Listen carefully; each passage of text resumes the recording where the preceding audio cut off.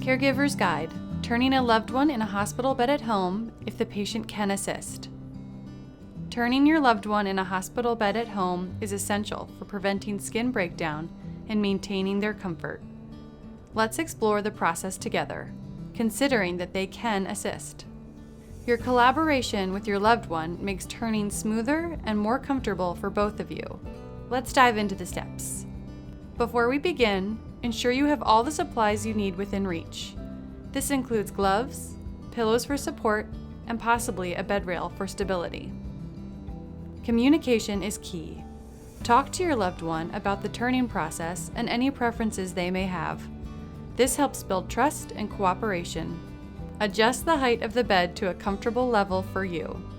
Having the bed at waist level prevents strain on your back and makes turning easier. Together, assist your loved one to prepare for turning. Make sure they're comfortable and supported before proceeding. If turning is painful for your loved one, it may be indicated to administer as-needed medication prior to turning.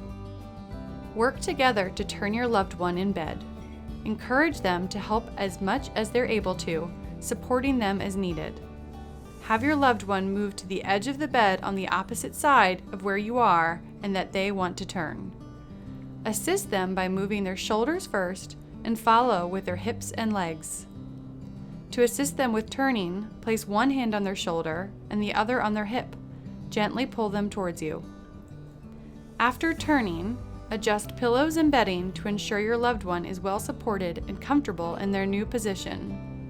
By working together and communicating openly, you can turn your loved one at home comfortably and safely, promoting their well-being and comfort. If you still have questions about turning your loved one after viewing this video, please contact Hospice of the Piedmont for more information.